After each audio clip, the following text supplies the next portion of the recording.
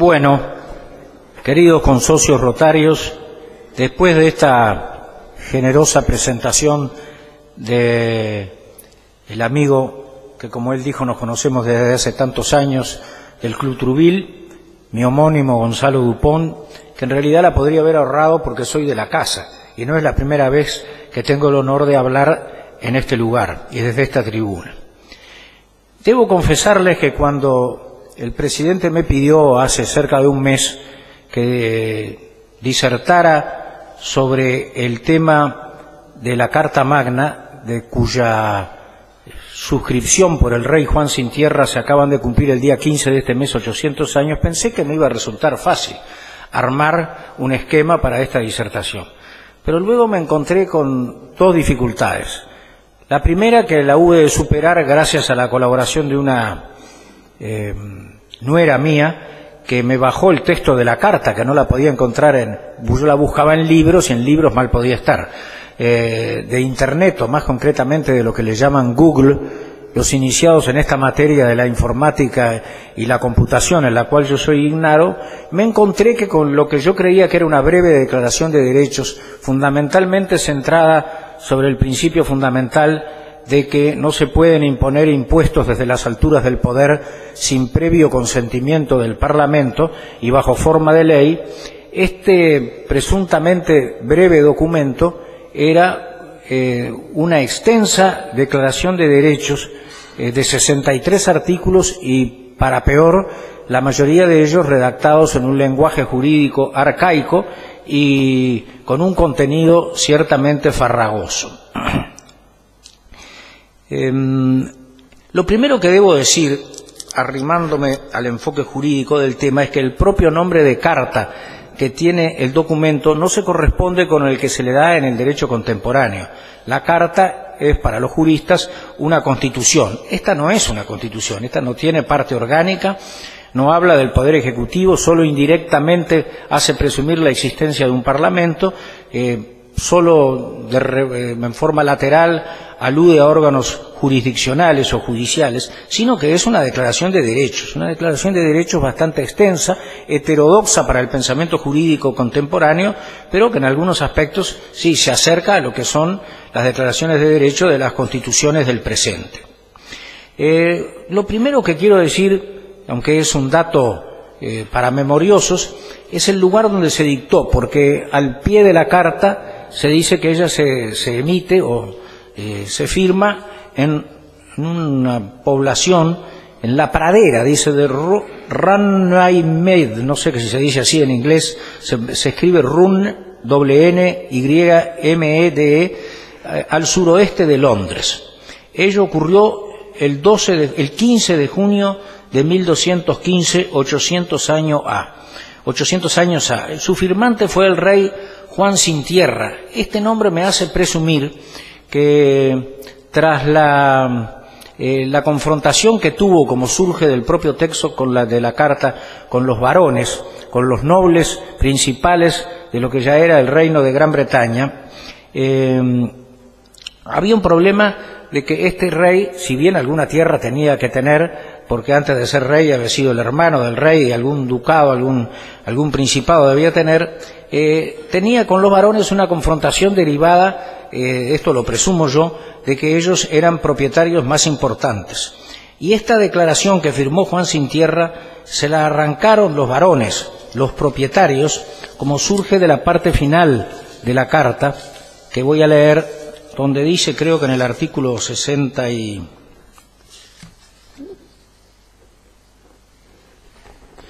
dice, y si alguno de nuestros súbditos, el artículo 62, no prestaren por su propio acuerdo el juramento de unirse a los 25 varones para apremiarnos y afligirnos, daremos orden para que se les haga prestar el referido juramento. Y si alguno de los 25 varones muriese o saliese fuera del reino de Dios, dice cómo eran sustituidos. Pero había habido una confrontación, porque en el artículo anterior dice, y por cuanto, para honra de Dios y reforma de nuestro reino, y para aquietar la discordia que ha surgido entre nosotros y nuestros varones, hemos concedido todas las cosas antedichas, es decir, todos los derechos que anteriormente se enuncian en los 60 artículos precedentes del documento. Su contenido básico y en un error de enfoque histórico en el que yo incurría, y creo que mucha gente también incurre, por lo menos los que tenemos formación jurídica, era el de establecer el principio de que los impuestos a la propiedad de la tierra no se pueden sancionar sin autorización de los contribuyentes, que son los propietarios y que se constituyen en un cuerpo parlamentario. De aquí derivan dos consecuencias. Estos o sus representantes, los varones, reunidos en una asamblea, debían sancionar mediante un acto llamado ley los impuestos, y no solo los impuestos a la tierra, en realidad todos los impuestos. Este es el origen de los parlamentos y, en segundo lugar, del principio cardinal del derecho tributario contemporáneo, que por supuesto no existía en aquella remota época, y que se enuncia con un latinazgo que reza nullum tributum sine previa lege, es decir, que no hay tributo y particularmente impuestos sin una ley previa que lo establezca. Es lo que dice, con otras palabras del lenguaje jurídico ya moderno, a pesar de que fueron inscritas en nuestra Constitución por Jaime Sudáñez en 1830, el segundo inciso del artículo 10 de nuestra Lex Magna. Es decir, que ningún habitante de la República será obligado a hacer lo que no manda la ley, ni privado de lo que ella no prohíbe. Lo cual quiere decir, en cuanto a la imposición de obligaciones, y los tributos son obligaciones de contenido pecuniario que no se pueden establecer unilateralmente por el Poder Ejecutivo, sino que requieren el previo acto parlamentario configurado o expresado en la norma jurídica llamada ley. Yo creía, como ya les dije, que la Carta Magna era una declaración de derechos individuales breve, pero no, es una extensa declaración que consta de 63 artículos. Enuncia o consagra, entre otros derechos, las garantías contra la detención arbitraria, el juicio por jurados, alguna libertad religiosa, aunque fundamentalmente dirigida a la propia Iglesia de Inglaterra como institución, la libertad de circulación y la libertad de industria. La Carta Magna abre el camino a una separación de poderes, incompleta e imperfecta en aquel entonces, ya que, primero, instituye un parlamento rudimentario, pero parlamento al fin. Segundo, establece limitaciones al poder absoluto de los monarcas, obligados a respetar ciertos derechos de las personas y, sobre todo, a no crear impuestos sin la previa autorización legal de que ya he hablado. Y entrando más directamente al tema de los derechos otorgados, aunque parezca un poco raro, porque esto no refiere concretamente a derechos individuales en el sentido, o derechos humanos, como se usa decir ahora, las normas del artículo 2 se refieren a la herencia de la tierra por mayores de edad, los que deben de pagar una especie de impuesto de herencia. Luego, para los menores de edad sujetos a tutela,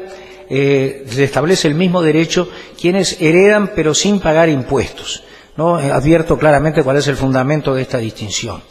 Luego, el artículo 7 se refiere a los derechos hereditarios de las viudas. Se preocupaban en aquella remota época quizá más de lo que nos preocupamos ahora por los derechos de las viudas. Decía, la viuda tendrá inmediatamente después de la muerte de su marido y sin dificultad alguna su haber de matrimonio y su herencia, ni ella será obligada a dar cosa alguna por su viudedad o haber de matrimonio. Y luego algo curioso, en el artículo 8 se dice, ninguna viuda será obligada a casarse entre tanto que ella tenga la intención de vivir sin marido, que por supuesto, como ocurre en el mundo contemporáneo, a veces se dan esas situaciones. Para ello, pero ella dará fianza, sin embargo, que no se casará sin nuestro asentimiento, si dependiere de Dios o si con el consentimiento del Señor de quien dependa, si dependiere de otro. Es decir, que se parte de la premisa de que las viudas, en tanto mujeres, o dependían del propio rey o el señor de que dependa, es decir, de algún señor feudal de aquella época. También es conveniente señalar, porque este es el tema fundamental en la tradición histórica de la Carta Magna, que no hay disposiciones que se refieran expresamente a impuestos, siendo su sanción por el Parlamento la concesión fundamental que hizo el rey y que está contenida en la Carta. Debemos entenderla establecida por el artículo 12, que dice, no se pondrá derecho de escudo,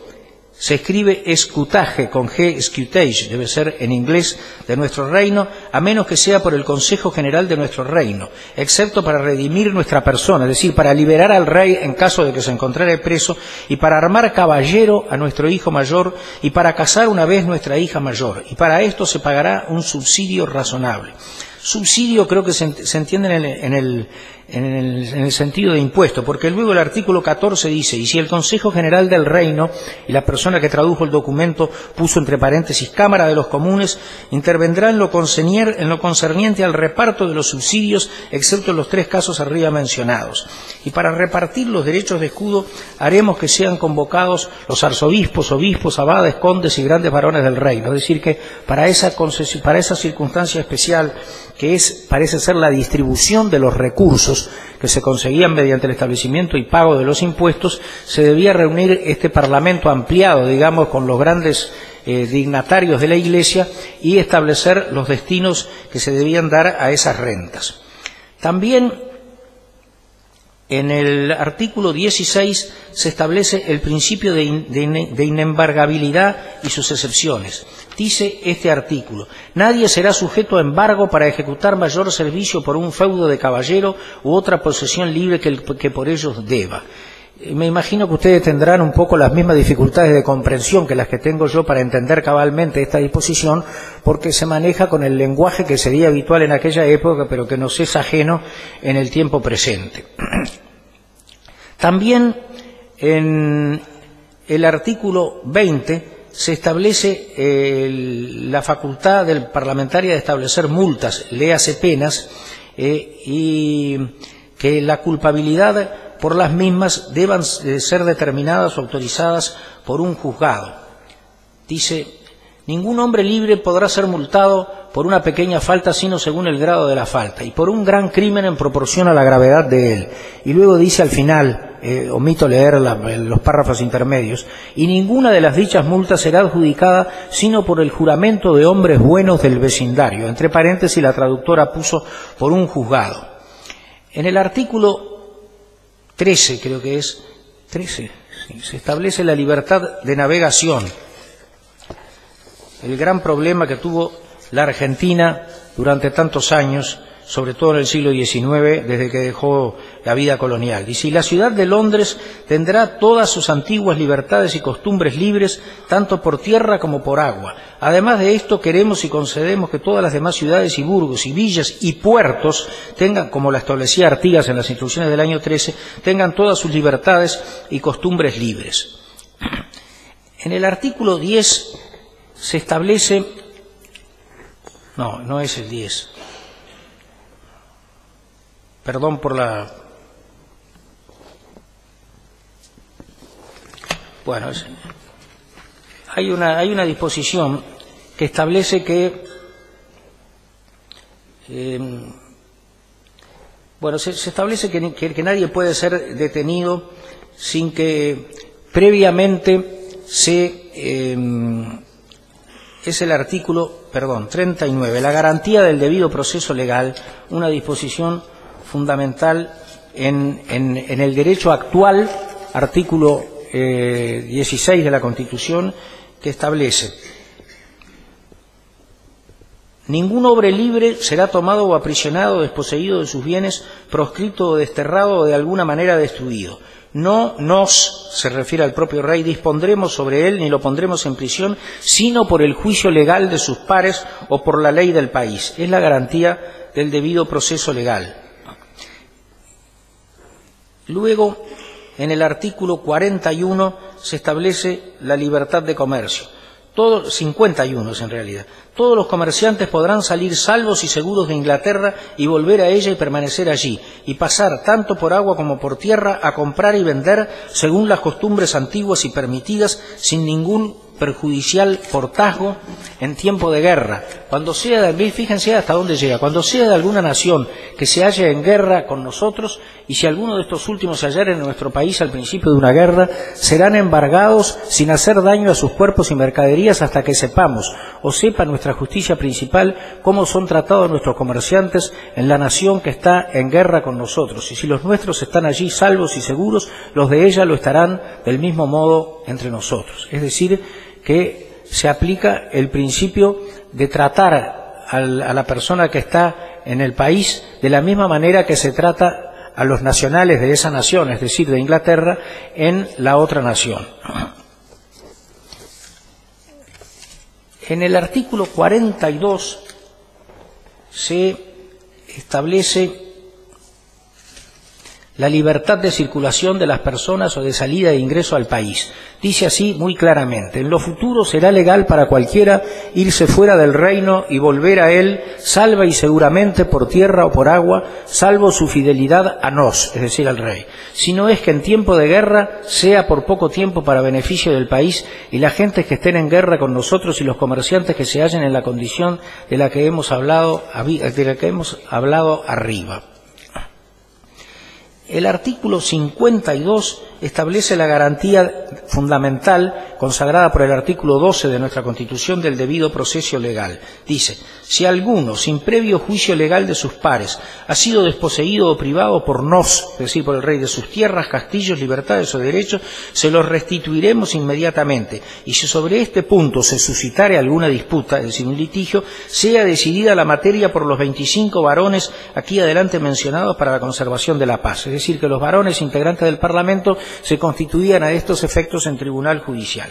En cuanto a todas las cosas de que alguna persona haya sido desposeída o privada sin el juicio legal de sus pares, ya sea por el rey Enrique, nuestro padre, o nuestro hermano, el rey Ricardo, que era el famoso rey de las cruzadas, Ricardo Corazón de León, y que nos, es decir, el rey, tenemos en nuestras manos o son poseídas por otros y que nosotros estamos obligados a sanear, tendremos un plazo por el término usualmente concedido a los cruzados, excepto por aquellas causas sobre que tenemos pleito pendiente o respecto de las cuales se ha hecho una investigación por nuestra orden antes de que emprendiéramos la cruzada.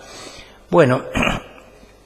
y el artículo 55 establece otra garantía fundamental, el de que nadie puede ser juez en causa propia. A ver si lo encuentro.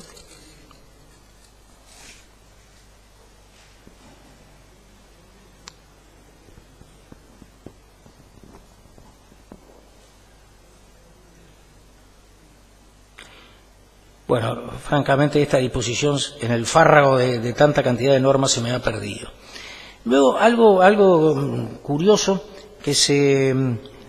refiere evidentemente a problemas de aquella época, no solo problemas de discusiones conceptuales, sino que los problemas en aquella época se dirimían casi siempre en el terreno de las armas. Se les devuelve a los habitantes de Gales, y según la ley de Gales, todas sus tierras, libertades u otras cosas que de las cuales hubiésemos, es decir, el propio rey, despojado o desposeído a algún habitante de Gales de algunas tierras, libertades u otras cosas. Y lo mismo se dispone luego respecto de los habitantes de Escocia, y te dice que lo trataremos ese problema con Alejandro, rey de los escoceses, acerca de la restitución de sus hermanas y rehenes, es decir, que tenían presos a algunos ciudadanos escoceses en calidad de rehenes, y además algunas de las hermanas del rey, nada menos. Bueno, finalmente quiero decir que el documento termina con una disposición que se refiere a la Iglesia. Dice el artículo 63: por tanto, queremos y ordenamos firmemente que la Iglesia de Inglaterra sea libre, es decir, que hasta ese momento parece que no lo era del todo, y que todos los hombres en nuestro reino tengan y posean todas las antedichas libertades, derechos y concesiones, esto es de carácter general, verdadera y pacíficamente, y libre y quietamente, plena y totalmente, es decir, en forma reiterativa para que no hubiera duda alguna, para sí mismos y sus herederos de nos y nuestros herederos en todas las cosas y lugares como queda dicho. Se presta también juramento por parte nuestra y por parte de los varones que todas las cosas antedichas serán fiel y sinceramente observadas en buena fe y sin mala intención, dada bajo nuestra firma en presencia de los testigos arriba mencionados y muchos otros en el campo llamado Runnymede entre Windsor y Staines el 15 de junio del año 17º de nuestro reinado, que me decía el embajador Villar hace un rato que concluyó al año siguiente porque Juan Sin Tierra murió en el año 1216. Bueno, como dijo alguna vez al término de un discurso mucho más conceptuoso y profundo que el mío, aquel maestro, aquel príncipe de la inteligencia, que era el doctor José Irureta Goyena, voy a ponerle fin a este farragoso murmullo. Y si ustedes quieren saber más sobre la Carta Magna, le dicen a algún hijo o nieto que lo baje de Google y la pueden leer si es que tienen la paciencia para hacerlo. Muchísimas gracias.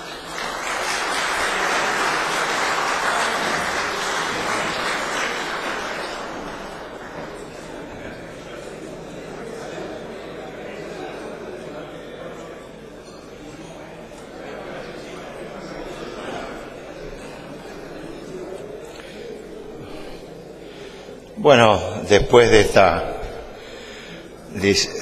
ilustración que nos hizo Gonzalo Aguirre y que le he visto en la prensa que se le está dando mucha importancia a estos 800 años de la democracia del mundo, creo que fue muy acertada tus palabras, Gonzalo. Muchas gracias. Agradezco a los invitados del día de hoy, principalmente que nos honra la presencia de John Wong. Thank you very much. Y a todos los invitados y socios, los espero el 30, el martes que viene,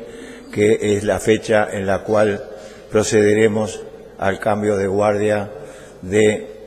presidente del Rotary Club Montevideo. Les recuerdo que el almuerzo del martes que viene, los que quieran venir acompañados con sus señoras pueden hacerlo, y por favor avisen a la Secretaría a los efectos de reservar las mesas correspondientes. Muchas gracias a todos y los invito a tomar un rico cafecito, como dijera nuestro expresidente Héctor Rubio. Gracias a todos.